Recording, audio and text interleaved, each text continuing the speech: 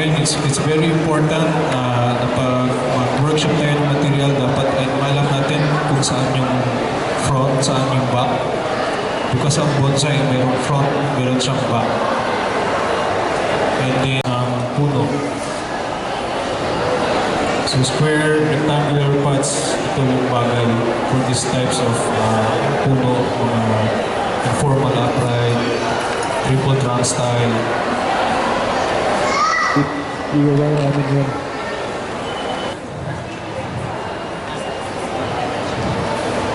The size ng wire, 1/3 of the branch. Iligan Danao Bonsai Society. So, Ray Miken, ladies and gentlemen, is a known national, is a bonsai handler. So, marami na itong napapanalo na puno on a national level. He is recognized by the Philippine Bonsai Society. So, if any one of you na mayroong bonsai sa bahay, hindi nyo kayang i-handle, i-train, you may contact Ray for his services. So the aim is to ramify. We will have to wait for 3 to 4 more years para matapos. So ramification is this one. Ito yung ramification. Marami na siyang maliliit na sanga. So ito yung aim natin. For now, we only have the first and second generation branches. Ito aabot to sa mga fifth and up generation branches. Lumiliit na yung sanga niya. At pag lumiliit na yung sanga, mas lumiliit pa yung dahon. Okay, questions? Again, for anyone kung gustong matutong mag-bonsai, you may join ako ng forma ng eventual forma ng yung puno. So art is very important because ang pag-bonsai kasi hindi lang binyag, hindi lang cutting, hindi lang wiring. You need to achieve the all three effect. Dapat maraming sanga. Dapat mas matanda tignan ang puno. Otherwise, in competitive level, hindi ka mananalo.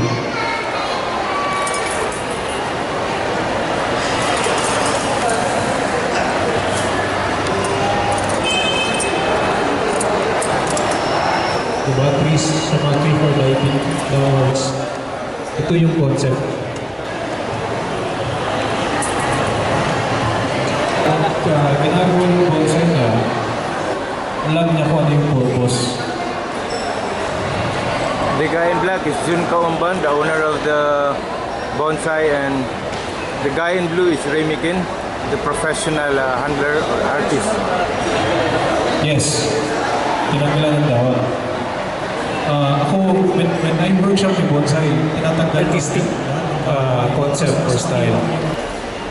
So, minsan ini-enhance namin, we do the carve, para mas ma-enhance yung all three effect, and then we apply lime sulfur.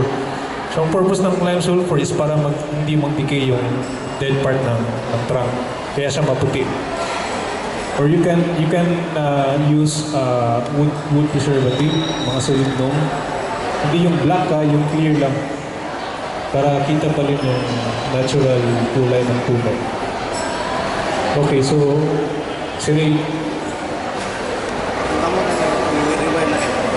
Okay, so ang gagawin nila is i-wire para magkaroon ng emphasis sa cluster. So ang clustering is, this is one group, one group, one group, another group. So yun yung clustering.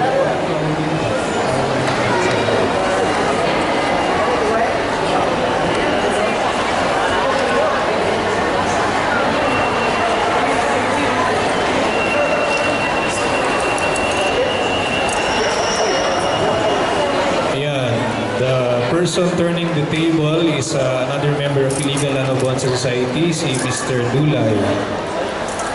Yan. So after we do the workshop, iniikot natin to check the angles kung tama ba,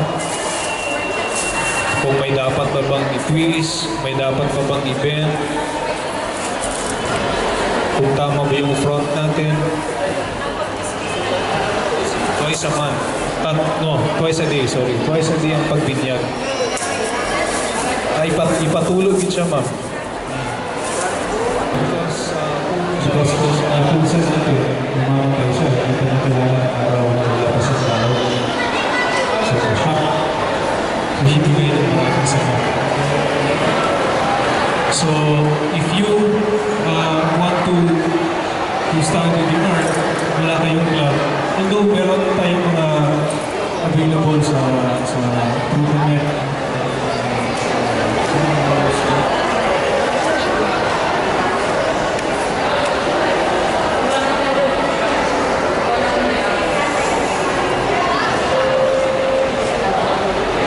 Masyadong makapal from the back.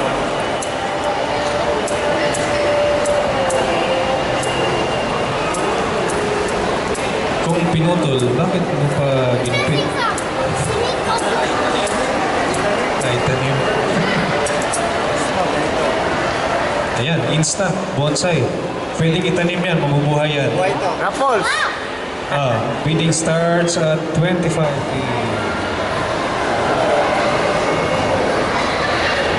And the stand as well, we call this the bonsai stand.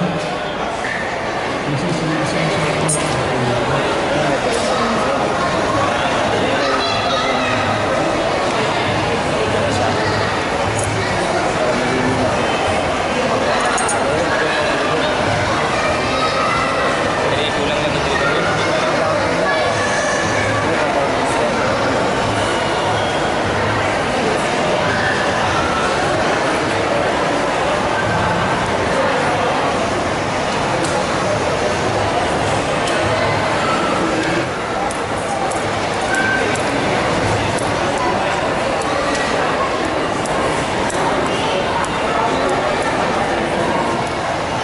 Okay, need a break? Break muna. May isa, no? Meron pa tayong isa, later.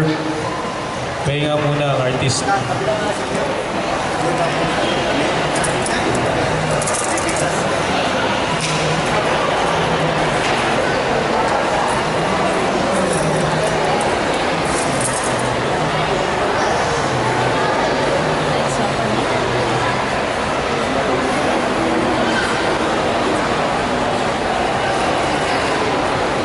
So, try to check every angle of the tree kung saan siya mas maganda. Actually, meron akong isang angle na nakikita mas maganda for me,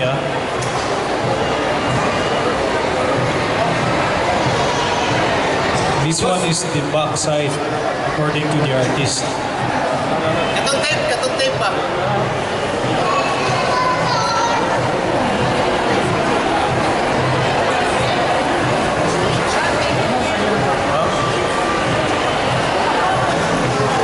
What? Ang question ni ma'am, kung saan daw pagtapot, yun sa pagpapilit. Ma'am, buhay na siya ng puno. It's a live tree. Yes. No, iyahag yun ang growth. Tubo gina niya. Wala na ipapilit. It's a live specimen.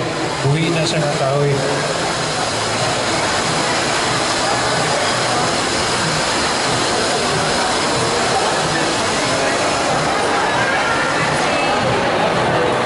Grafting. Yes, grafting. No, this is not grafted. Growth gina siya. Although we do the grafting kung may materials na kulang or wala sanga, we do the graft para magkaroon ng sanga. But for these three, lahat po ay naturally grown yung mga branches na tugas. Locally, tawag namin is tugas sa bato. Scientific name niya is Vitex trifolia. But this one is Sarangani variety. Ito yung pinaka-ideal na variety ng tugas na i-bonsai because lumiliit yung dahon. And this one is owned by the guy himself, si Sir Dulay. Sir, ilang taon na to, sir? 11 years. So, 11 years, no? And is it done? Done na ba? Done na siya, no? So, Never finished the bonsai. But bonsais are never finished. yes. Bonsais are actually never finished. Bakit? Kasi nga buhay siya eh. You are not, there's no such a thing sa amin, no? Natapos na. Hanggang dyan lang. Hindi siya natatapos.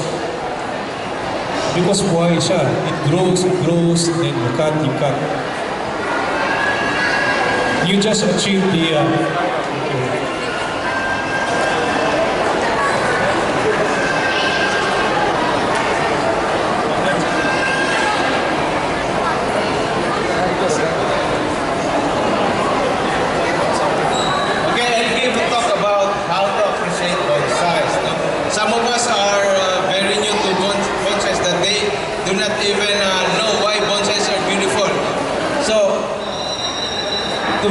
tree into a bonsai, you have some characteristics, basic characteristic of a tree which you would like to enhance. So, as bonsai owners and artists, we look up the bonsai. We look the bonsais from its roots. So, first, what do we like to see in its roots? We'd like to see surface roots or a wide nebari.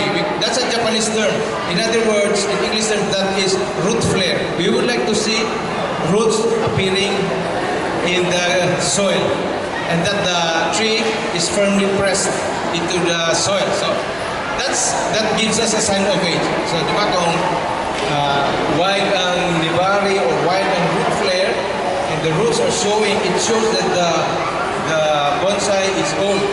Okay, then another characteristic, because by the way, as a qualification of my discussion, this is a informal upright design. Informal upright. There are many designs: formal upright, cascading, slanting, wind swept. But the most common, the usual thing that a new beginner would design a bonsai is the informal upright. Okay, so this is an example of an informal upright. So again, what do you like to see in a bonsai? You would like to see a nebari or a root flare. Okay? It gives you a sign of age. Another is you would like to see some crookedness in the trunk. So we call that movement. No? There are many terminologies in bonsais which are not common to lay persons. So movement. So this is what we call movement. Okay? And also there is what we call flow. So where is the movement going or where is it directed? So you will see that I'll ask a child, so where is my bonsai going, flowing? Is it to my left or to my right? Any child, what do you think? Where is it going? To my left or to my right? Correct. So basically, even a child can see where is the movement going of the plant. So it's in the eye. Okay, so what do we like? Let me retract the nebari, a crookedness of the trunk, and of course you'd like to see a thick trunk.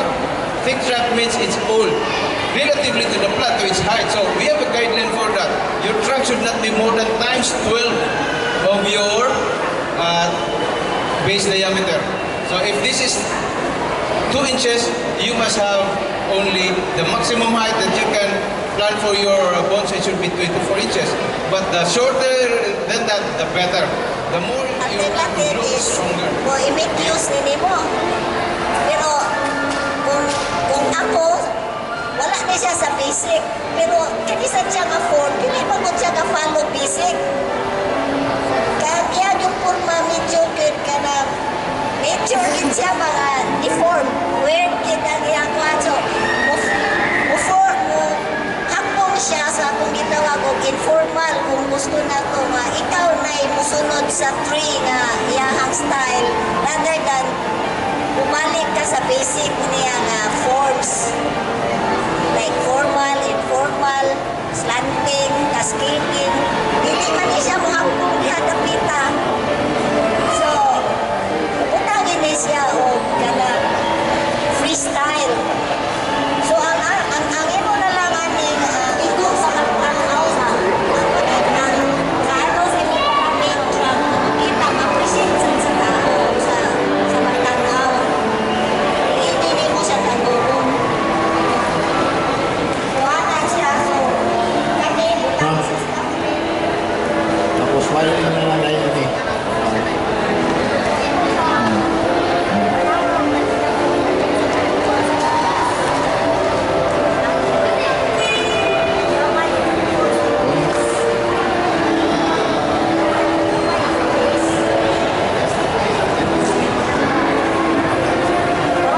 Ini oh. Bako ini. Sakapon. Hindi na sa tagiya, oh. Sige. Okay, so notice how the branches which have been wired is very much different now from the straight branches. See? So sometimes when you bend the branches, there will be some cracking. Sometimes you can crack, but that's still okay as long as the branches are intact. Then that comes with experience. So the skill to do that comes with experience. To know when the branch is about to crack or not. So if you notice, the branch which was very straight before is now wired and shaped very curvy. No? So you can compare it to these branches. These are very straight yet, and the wired branches are now very curvy. And that makes it old, look very old compared to straight branches. So in this weekend, they have already installed. They have already worked three materials since this morning, since yesterday, and this morning they have done one. Owned and art by Yours truly. Bonsai Iligan, or yours truly, Bonsai Iligan. Okay, this is a tamarindos or a tamarin sambag or sampalok. This is air layered, no? This was air layered. The original, the mother plant is a large tree now. So I did not climb it myself. I had somebody climb it. I hired somebody to climb it and created that air layer. So that is why you can see that this is now thick. And there are other branches that we remove. So I would like to talk first about tamarin. Tamarin have very sensitive roots. Now, when you do root work, you have to be very careful, and as much as possible, do not root it. Do not cleanse it totally. But this one, I had another one. I rooted it, but it was successful, no? So tamarin. First, the good quality of tamarin. Why it also is a popular bonsai species, no? Because it has beautiful bark. Beautiful bark. Even if it's very young, no? If you have from seed, 2-year-old tamarin have very beautiful bark, and sometimes they are very corky, no? Corky bark. The shape is very. The texture of the bark is very corky, so that's one feature. Then the branches are very pliable. So you can easily wire them, and it will yield to your to the direction on which you want it to go. But some problems with tamarin is that it is notorious for reverse tapers. If you have from seed, the tendency is it will just grow up. No? Once again? Notorious na ganyan mo. Yes, they are notoriously causing reverse taper. And sometimes the branches here are very much, it will grow larger. No? So you have a problem if you have a lower branch, the lower branch grows slower than the upper branch. So you have to combat that. No? Because tamarins are very apically dominant. That's the term for that, apically dominant. It will grow much faster from the top rather than at the bottom. So, or at the base. So the opposite of apically dominant is basally dominant. Okay? Base, from the word base and from the word apex. So, but tamarins are very apically dominant. Although most trees are some degree of its apical dominance, but the tamarin is again my word, as Bunker laugh at, is notoriously apically dominant. Okay. So this tree now I designed it, about the design is into literati. But although I did not actually prepare this to be brought here, but since the exhibition is quite long and we have our trees has been weakened, we have to put replacements. And so this one arrived here in Iligan. Okay, one good feature real fruit, even if they are in container. So here is a fruit. There was another, but the other one is. So now I would like. Now, what is my plan for this tree? That's a question. And where is my front? Actually, this have many fronts, but for me, I would like to emphasize this curve. So the front is like that. No, I would like this curve to be seen. So literalist style, and we have a fruit here. And then when this was brought here, I removed some branches so that it can be seen. No? I think this also that it can be seen. So, question, asa front? Oh, muna kang front. Dayon, usang style, literati style. Then, what's a future plan ako ini? The future plan is just to increase the density and retain this for now. So, maura na ako plano. Wala kay plano nga itakilid or i-cascade. Kawaton man. Kanang bunga giwairan na kay kawaton. Alam mo, nawala na ko sa. Ikaw, ako tawa ko, basig dito pa sa kwan. Okay, so the wiring on the fruit is just to prevent it being stolen. Sige, I would like to accept critics. Bogart.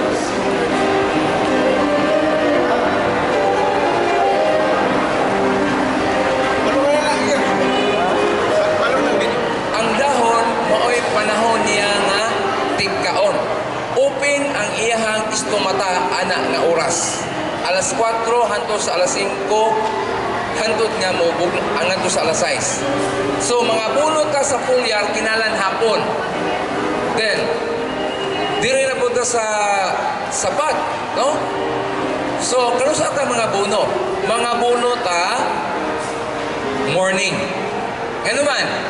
Kung mga buno sabta, dili ta mga buno o mga alas 10 or mga alas 9. These are some of the replacement trees. That one you're looking at now is a Benjamina, Ficus Benjamina, owned and art by Bonsai Iligan, yours truly. Okay, and the next is a Tamarindus, okay, with fruit hanging, and then it's a Tamarindus literally style, literati style. Okay, so it's a sampalok. Okay, another new entry is a that's a Premna, still a Premna microphylla, owned by August Arinas. Okay, this is a Vitex trifolia, new entry, owned by Bonsai Iligan. Okay, a small size or medium size Premna microphylla, owned by Bonsai Iligan. So these are the trees that are displayed as new displays to replace the ones who are. This is the last day. It's 7 p.m. and we are about to close and bring this home. These were the work materials. Defoliated and wired.